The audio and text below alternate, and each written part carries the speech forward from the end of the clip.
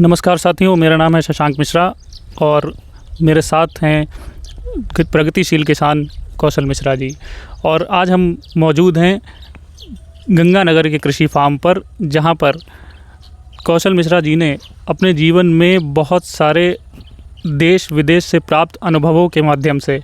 और प्रशिक्षणों के माध्यम से खेती में आधुनिकता का प्रयोग करके और विज्ञान का प्रयोग करके ढेर सारे कीर्तिमान स्थापित किए हैं।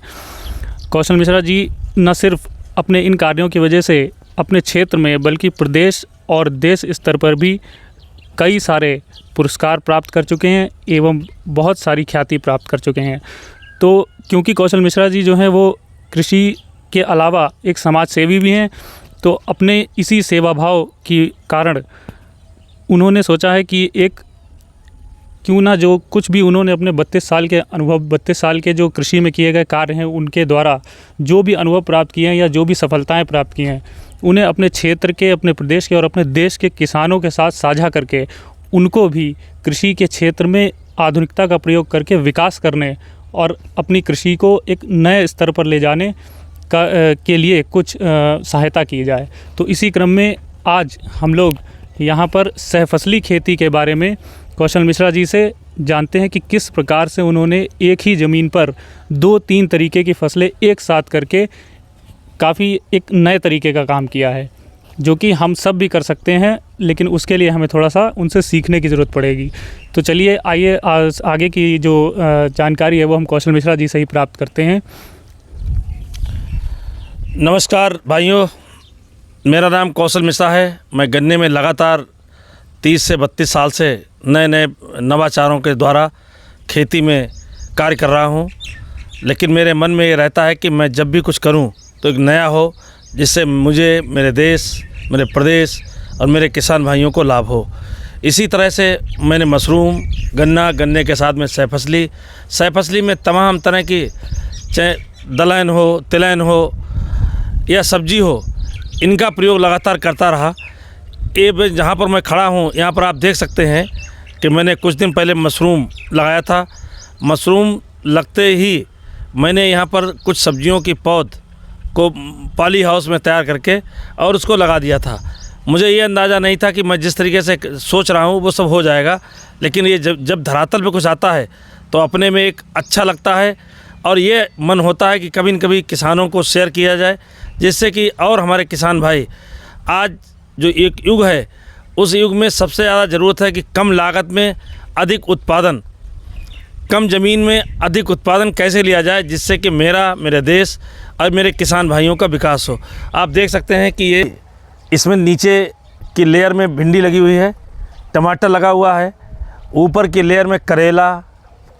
खीरा, तुरई, लौकी, कद्दू इत्यादि समस्त फसलें, ऊपर जो पौड़ने वाली फसलें हैं वो ऊपर हैं और नीचे टमाटर या भिंडी इस टाइप की जो फसल ज़मीन के अंदर होती है वो फसलें हैं। तो एक कम जगह में 2 डबल लेयर की फसल को तैयार करके हम लागत को भी कम कर रहे हैं और ज़मीन कम प्रयोग करके अधिक उत्पादन ले रहे हैं। तो जो आज किसानों के सामने एक मेन समस्या है कि किसान कहता है कि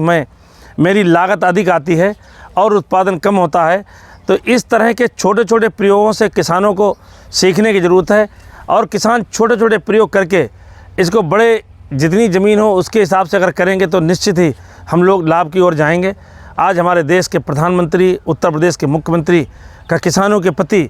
एक जागरूकता लाने के लिए नए नए प्रयोगों और अपनी योजनाओं के तहत किसानों को किसी न किसी तरह से लाभ पहुँचाने का कार्य कर रहे हैं। तो आज यही हम भी